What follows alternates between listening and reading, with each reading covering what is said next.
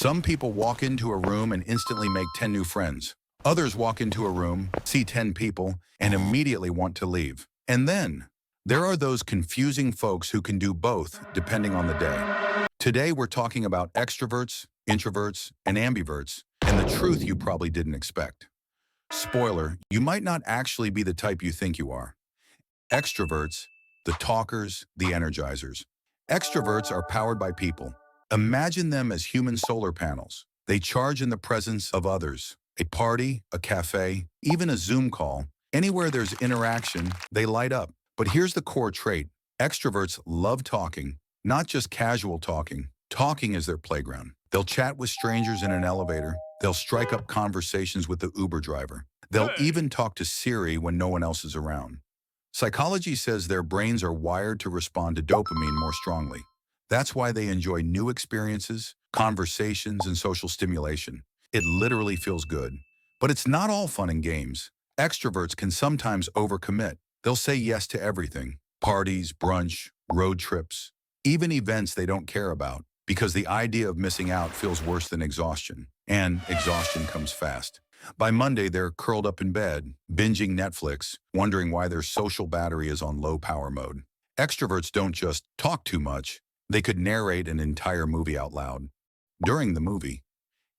Introverts, the observers, the deep divers now, flip the script. Introverts are like rechargeable batteries too, but they plug into silence. Being in big groups drains them quickly, so they need alone time to recharge. But don't mistake that for being antisocial.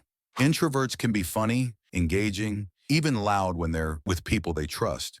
They just don't thrive on constant social contact. One thing that sets introverts apart, they're observant. They notice the subtle stuff, the slight change in tone when someone says, "I'm fine."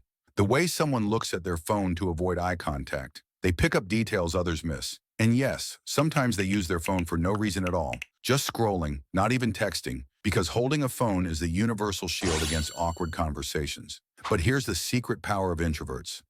Focus. While extroverts thrive in group brainstorming, introverts dive deep into ideas. Many world-changing thinkers, Einstein, J.K. Rowling, Bill Gates, are introverts. Introverts don't hate people. They just hate running into people they know when they're not prepared. Ambiverts, the wildcards. And then there are the ambiverts. Think of them as the switch hitters of personality. Some days they're out there being the life of the party. Other days they ghost everyone and binge a whole season of a show in silence. Ambiverts are adaptable.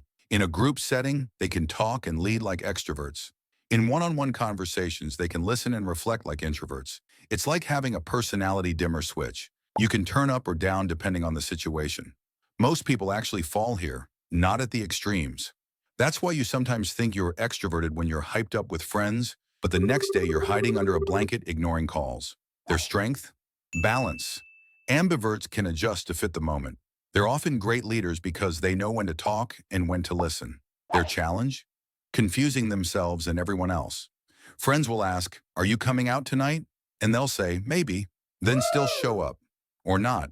Even they don't know sometimes. Ambiverts are like, "Am I social? Am I not?"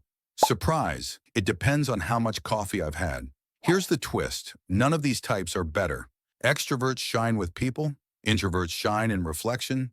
Ambiverts shine in balance. And personality? It's not a fixed box. It's more like a sliding scale. You might lean extrovert today, introvert tomorrow, and ambivert most of the week.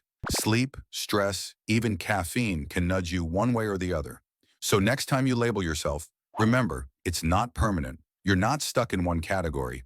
Personality is fluid. So, are you the extrovert who talks to strangers, the introvert who observes quietly while scrolling your phone for no reason, or the ambivert who can't decide? Drop it in the comments and hit subscribe before your ambivert side changes its mind again.